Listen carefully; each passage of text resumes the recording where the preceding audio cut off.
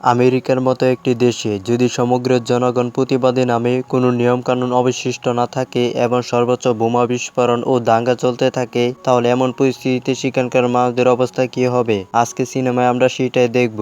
এটি এমন কিছু সাংবাদিকের গল্প যারা কিছু নির্দিষ্ট বিষয় রেকর্ড করার জন্য নিজেদের জীবন বাজি রাখে। উপরের দিকে গুলি চালাতে দেখে এত মৃত্যু ও রক্তপাতের দৃশ্য দেখে জেসি আতঙ্কিত হয়ে পড়ে, কিন্তু এবার সে তার কাজ চালিয়ে যায়। লড়াই শেষ হওয়ার পর এক দলের সব সদস্য অন্য দলের সদস্যদের হত্যা করে। এত কিছুর পরও তারা সম্পূর্ণ স্বাভাবিক আচরণ করে, যেন কিছু ঘটেনি। যখন তারা সবাই একটি ভবনে প্রবেশ করে, সেখানে একজন লোক ছিল যে তার জীবনের জন্য ভিক্ষা করছিল, কিন্তু তারা তাকেও রেহাই দেয়নি। এই দৃশ্য দেখে জেসি খুব অদ্ভুত লাগে, কিন্তু সে তার ফটোশটটা চালিয়ে যায়। গল্প এগুতে থাকে এবং আমরা দেখি যে তারা দুপুরে খাবার জন্য একটি জায়গায় থামে যেখানে অনেক লোক ছিল এবং তারা সবাই তাদের সন্তানদের নিয়ে মজা করছিল।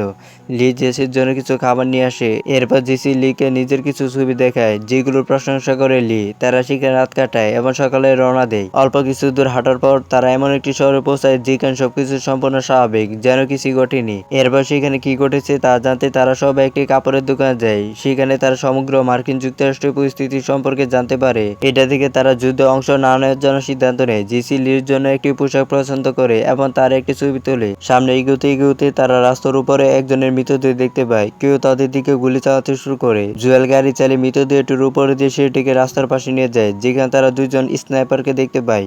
তারা তাকে জানায় যে সামনের বাড়ি থেকে কেউ তাদের দিকে গুলি চালাচ্ছে। জুয়েল লুকে সবাই ছবি তুলতে থাকে আর লি চুপচাপ মাটিতে বসে ফুলগুলোর দিকে তাকিয়ে থাকে। এরপর স্নাইপাররা সেই বাড়ি থেকে গুলি চালানো লোকটিকে হত্যা করে। তারপর তারা সবাই আবারও হাঁটতে শুরু করে। কিছুক্ষণ পর লি অনুভব করে যে একটি গাড়ি তাদের অনুসরণ করছে। গাড়িটির কাছে এলে তারা দেখতে পায় যে ওটা তাদের বন্ধু টনির গাড়ি। টনি তার গাড়ি থেকে লাফ দিয়ে তাদের গাড়িতে উঠে পড়ে এবং তারপর তারা গাড়ি চালিয়ে দ্রুত গতিতে চলে যায়। কিছুক্ষণ পর তারা বুঝতে পারে যে তারা গাড়িটা দেখতে পাচ্ছে না, আর এরই মধ্যে লিকের গাড়িটা অল্পের জন্য একটা দুর্ঘটনা থেকে রক্ষা পায়। তারা যখন সামনে এগোতে থাকে তখন তারা টনির গাড়িটা পরিত্যক্ত অবস্থায় দেখতে পায়। তারা জানতে পারে যে জেসি এবং টনির বন্ধুকে কিছু সেনা সদস্য ধরে ফেলেছে। লি, সিমি এবং টনি গোপনে তাদের উপর নজর রাখছিল। সেনা সদস্যরা বেশ কয়েকজন বেসামরিক নাগরিকদের মৃতদেহ একটি ট্রাকে ফেলে দেয়। এরপর সিমি ছাড়া বাকি সবাই জেসিকে উদ্ধার করতে যায়। তারা সেনা সদস্যটিকে বলে যে তারা সংবাদ মাধ্যমের লোক, তাই তার উচিত তাদের ছেড়ে দেওয়া। লোকটি তাদের নিজ শহর সম্পর্কে জিজ্ঞাসা করে, এমন হঠাৎ তাদের সামনে টনি ও তার বন্ধুকে গুলি করে। ক্ষিপ্ত হয়ে সিমি তার গাড়ি দিয়ে সেনা সদস্যটিকে চাপা দেয় এবং তারা সবাই পালিয়ে যায়। কিছুক্ষণ গাড়ি চালানোর পর সিমি বলে যে সে আর গাড়ি চালাতে পারবে না। তারা দেখতে পেয়ে যে সিমও গুলিবিদ্ধ হয়েছে এবং তার শরীর থেকে প্রচুর রক্ত ঝরছে। এই দুর্ঘটনার কারণে জেসি গাড়ির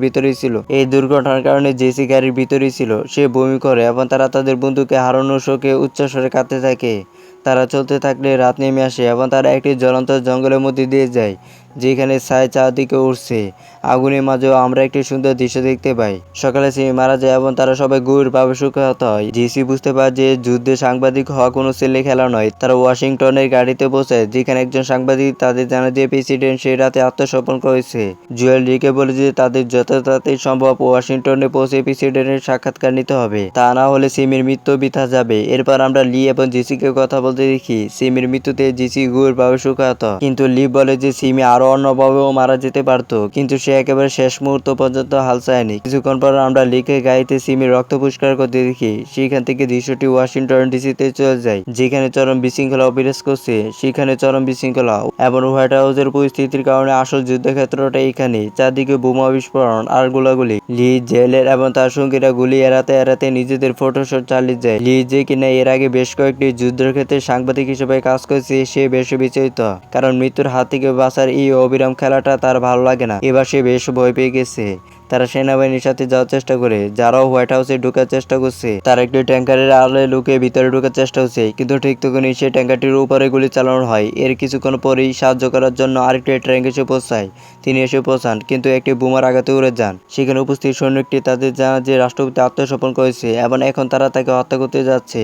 তিনজন সাংবাদিক সেখানে ঘটে যাওয়া সবকিছু ক্যামেরাবন্দি করার চেষ্টা করে। হঠাৎ হোয়াইট হাউস থেকে 3টি গাড়ি বেরিয়ে আসে। সবাই ভাবে যে রাষ্ট্রপতি পালানোর চেষ্টা করছে, যার ফলে সবাই গাড়িগুলোর উপর প্রচণ্ড গুলি বর্ষণ শুরু করে এবং সেগুলোকে সেখানে থামিয়ে দেয়।